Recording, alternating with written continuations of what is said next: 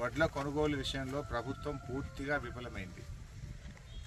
ఇటు ముఖ్యమంత్రి గారికి మంత్రులకు పట్టక అధికారులు పట్టించుకోకపోవడం వల్ల వడ్ల ధాన్యం కొనుగోలులో రాష్ట్రం అంతా పరిస్థితి అస్తవ్యస్తంగా మారిపోయింది. అటు మిల్లర్లు దించుకోరు, అధికారులు పట్టించుకోరు. ఒక్కొక్క కళ్ళంలో దాదాపు నెల రోజుల నుంచి రైతులు పడిగాపులు కాస్తున్నారు.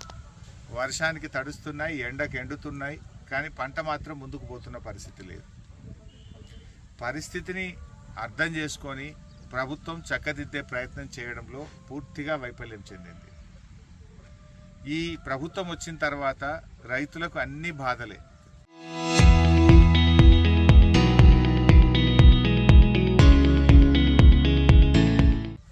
ఎరువుల కోసం బాధలు పడాల్సిందే, అదేవిధంగా కరెంటు కోసం బాధలు పడాల్సిందే, నీళ్ల కోసం బాధలు పడాల్సిందే, చివరికి పంటను అమ్ముకోవడంలో కూడా రైతులు బాధపడాల్సిందే. రైతు బంధు ఎప్పుడు పడుతుందా అని కళ్ళల్లో వత్తులేసుకొని చూస్తూ ఉన్నారు.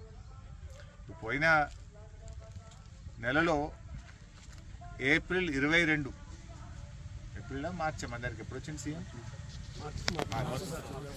మార్చి 22వ తేదీన రేవంత్ రెడ్డి సిద్దిపేటకు వచ్చాడు. మార్చి 22కి వచ్చినప్పుడు అది కూడా మేము గట్టిగా అడ్డుకుంటాం, రైతు బంధు ఇస్తావా అయ్యవా అంటే లేలే సిద్దిపేటలో వేస్తా అని చెప్పి 1 ఎకరం వేసాడు. 1 ఎకరం వేసి 45 రోజుల్లో రైతు బంధు పూర్తి చేస్తా అని చెప్పిండు. మార్చి 22, ఇవాళ మే 12, అంటే ఎన్ని రోజులు జరిగింది? మధ్యలో 30, అది 20, 50 రోజులు దాటింది. నువ్వే చెప్పినావు 45 రోజుల్లో రైతు బంధు పూర్తి చేస్తా అని. ఇదే సిద్దిపేటలో పబ్లిక్ మీటింగ్లో రేవంత్ రెడ్డి చెప్పిండు. అసలు ముఖ్యమంత్రి మాటకి ఏమైనా విలువ ఉందా లేదా? ఆ కుర్చీ గౌరవం తీస్తా ఉన్నావు నువ్వు. ముఖ్యమంత్రి ఒక మాట చెప్తే అది జీవో, ముఖ్యమంత్రి ఒక మాట చెప్తే అది పాలసీ. కానీ నువ్వు పబ్లిక్ మీటింగ్లో 45 రోజుల్లోగా రైతు బంధు పూర్తి చేస్తా అని చెప్పినావు. 52 రోజులైంది, ఇప్పటిదాకా రైతు బంధు పడలేదు. ఇప్పుడు 3 పంటలకు రైతు బంధు ఎగ్గొట్టినావు నువ్వు. ఒక రైతు బంధు మొత్తానికే ఎగ్గొట్టినావు, ఒక రైతు బంధు 3 ఎకరాలు వేసినావు, ఈ రైతు బంధు 2 ఎకరాలు వేసినావు. రైతు బంధు అనేది నాట్లేకముందు ఇవ్వాలి, కోతలు అయిపోయినాయి కానీ రేవంత్ రెడ్డి రైతు బంధు వస్తలేదు. ఈ రకంగా రైతుల్ని అనేక రకాలుగా బాధ పెడతా ఉన్నారు.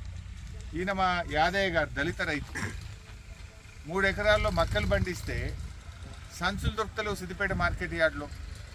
మక్కలు అమ్ముకోవడానికి 20 రోజులు ఎదురు చూసి సంచులు రాకపోతే ప్రైవేట్లో దుకాన్ల సంచులు కొనుక్కొచ్చుకొని మక్కలు జోకి ప్రభుత్వానికి పెట్టిండు.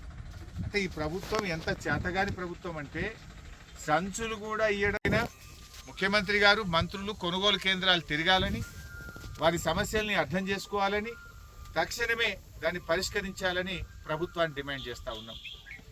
ఇప్పటి వరకు మొక్కజొన్న, ఇప్పుడు మా యాదయ్య గారు సంచులు కొనుక్కొచ్చి మక్కలు అమ్మిండు, ఇప్పటికి రూపాయి రాలే. మక్కలు అమ్మిన రైతుకు ఇవ్వడానికి ₹1 ఇవ్వలే.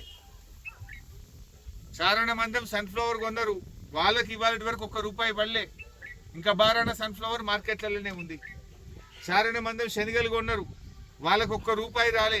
బారాన శనగలు మార్కెట్లల్లో 40 రోజుల నుంచి పాపం రైతులు పడిగాపులు కాస్తూ ప్రభుత్వం ఎప్పుడు కొంటదా అని ఎదురు చూస్తూ ఉన్నారు. కొన్న వాళ్లకు డబ్బులు వేయండి, మిగతా ధాన్యాన్ని మద్దతు ధరకు కొనాలని చెప్పి ప్రభుత్వాన్ని డిమాండ్ చేస్తున్నాం. ప్రధానంగా లారీల సమస్య ఉంది.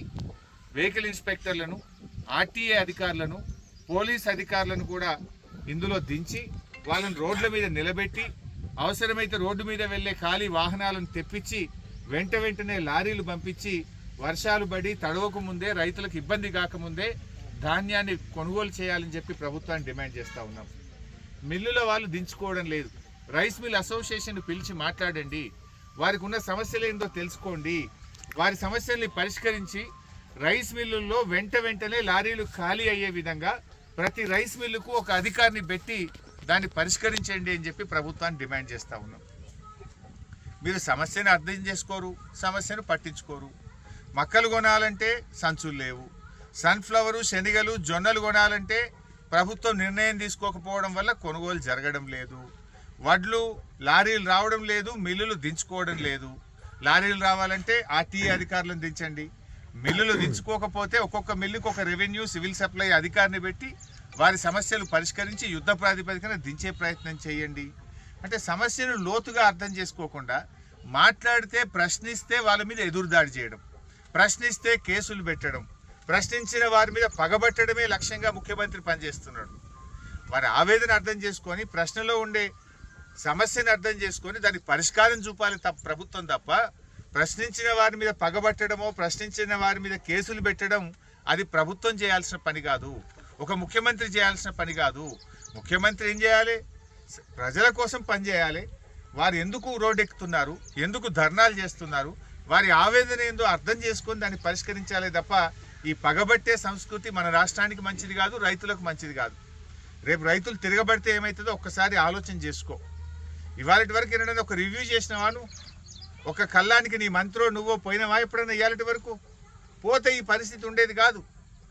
అసలు జిల్లా మంత్రులు, మేము గతంలో ఒక మంత్రిగా నేను ఉమ్మడి మెదక్ జిల్లాలో ఉండే మొత్తం ఎంఆర్ఓలను, మొత్తం సివిల్ సప్లై అధికారులను, మొత్తం కలెక్టర్లను, మొత్తం ఎంపీపీలను, జెడ్పీటీసీలను, లారీ ట్రాన్స్పోర్ట్ వాళ్ళను ఒకేసారి మీటింగ్ పెట్టి అన్ని ఆదేశాలు ఇచ్చి ఎక్కడ ఇబ్బంది రాకుండా చూసాం. అనేటువంటి రైతు బుస్సాపూర్ గ్రామము, సిద్దిపేట రూరల్ మండలానికి చెందిన యాదయ్య అనే రైతు, దళిత రైతు, మక్కలు పండించి 20 రోజులు ఎదురు చూసి సంచులు ఇవ్వకపోతే దుకాణాల ప్రైవేట్ల సంచులు కొనుక్కొచ్చి మక్కలు జోకి ప్రభుత్వానికి అమ్ముకున్నాడు. ఈ ప్రభుత్వం కనీసం రైతు బంధు ఇయ్యే చేత కాదు, కరెంటు ఇయ్యే చేత కాదు, ఎరువులు సరఫరా చేయడం చేత కాదు, చివరికి మక్కలు అమ్ముకుందామంటే సంచులు కూడా ఇవ్వని చేతగాని దద్దమ్మ ప్రభుత్వం. యాదయ్య దుకాణాల సంచులు కొనుక్కొచ్చుకొని ఇలా ప్రభుత్వానికి మక్కలు జోకినటువంటి పరిస్థితి. రేవంత్ రెడ్డి, నీకు ఎందుకు రైతులంటే ఎందుకు ఇంత పగ? రైతులను ఎందుకు ఇంత చిన్న చూపు చూస్తూ ఉన్నావు? 10 ఏళ్ల కేసీఆర్ పాలనలో ఎప్పుడూ ఇటువంటి పరిస్థితి రాలేదు. కరోనా వచ్చినా సకాలంలో రైతు బంధు పడ్డది. కరోనా వచ్చినప్పుడు హమాలీ దొరకకపోతే కేసీఆర్ గారు బీహార్ ప్రభుత్వంతో మాట్లాడి ప్రత్యేక రైళ్లు పెట్టి ఆ హమాలీలను బీహార్ నుంచి తెప్పించి ఇక్కడ రైతులకు ఇబ్బంది కాకుండా చూసినాం. కరోనాలో ఎరువులకు ఇబ్బంది అయితే విశాఖపట్నం పోర్టుకు అధికారులకు మాట్లాడి, అక్కడ మంత్రి గారితో మాట్లాడి, విశాఖపట్నం ఓడరేవు నుంచి ఎరువులను ప్రత్యేకమైన లారీలు పెట్టి తెలంగాణకు, సిద్దిపేటకు తెప్పించి రైతులకు ఎరువులకు ఇబ్బంది కాకుండా కరోనాలో కూడా కేసీఆర్ చూసింది. అరే, కరోనా వచ్చినా ఎరువులకు ఇబ్బంది రాలేదు, కరోనా వచ్చినా పంట కొనుగోలులో ఇబ్బంది రానియలేదు.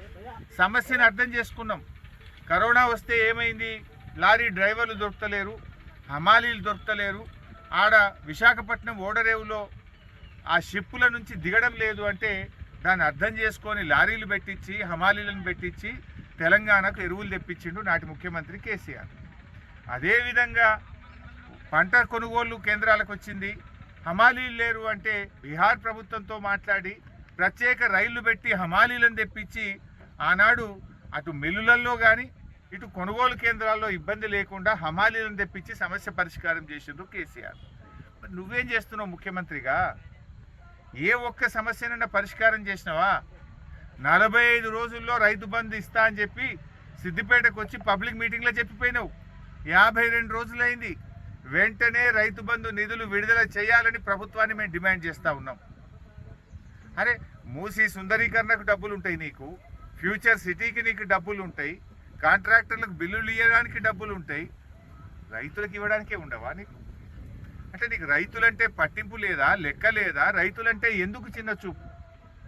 సో ఇప్పటికైనా నువ్వు ఒక ముఖ్యమంత్రివి, నువ్వు ఇచ్చిన మాట మీద నిలబడే మనిషివైతే, నీ మాటల్లో నిజాయితీ ఉంటే తక్షణమే నువ్వు ఇస్తానన్న ప్రకారంగా 45 రోజులు దాటిపోయింది, వెంటనే రైతు బంధు నిధులు రైతాంగానికి విడుదల చేయాలని చెప్పి కూడా డిమాండ్ చేస్తూ ఉన్నాం. అదేవిధంగా సన్ఫ్లవర్ కొనుగోలు కేంద్రాల్లో పోసి 40 రోజులైంది. 40 రోజుల నుంచి కొనక కింద చెదలు తింటుంది సన్ఫ్లవర్ను. రైతులు కన్నీళ్లు పెట్టుకుంటున్నారు. వెంటనే ఆదేశాలు ఇచ్చి జొన్నలు, మొక్కజొన్న, సన్ఫ్లవర్, శనగల కొనుగోలును యుద్ధ ప్రాతిపదికన ప్రారంభించాలని ఆదేశాలు ఇవ్వాలని ముఖ్యమంత్రి గారిని డిమాండ్ చేస్తూ ఉన్నాం. ఎందుకంటే ముఖ్యమంత్రి గారు, నువ్వు ఎన్నడూ వ్యవసాయం చేసినవాడివి కానట్టు అనిపిస్తుంది నాకు.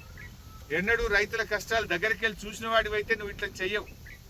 నీకు రైతుల కష్టం తెలియదు, రైతుల బాధలు తెలియవు, రైతులంటే నీకు విలువ లేదు. ప్రభుత్వంలో అటువంటి ప్రయత్నమే లేదు. అటు ముఖ్యమంత్రికి పట్టింపు లేదు, మంత్రులకు పట్టింపు లేదు. అధికారులకు భరోసా ఇవ్వాలి, అధికారులకు స్పష్టమైన ఆదేశాలు ఇవ్వాలి.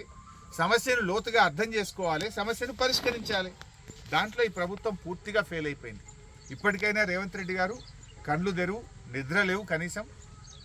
ఇప్పుడు నిద్రపోతున్నవాడిని లేపొచ్చు, కానీ నువ్వు నిద్రపోతున్నట్టు నటిస్తున్నావు నువ్వు. ఇప్పటికైనా నిద్ర లేచి సమస్యకు పరిష్కారం చూపండి. వెంటనే రైతు బంధు నిధులు విడుదల చేయండి. మక్కలు, జొన్నలు, శనగలు, సన్ఫ్లవర్ కొనుగోలును వెంటనే ప్రారంభించండి.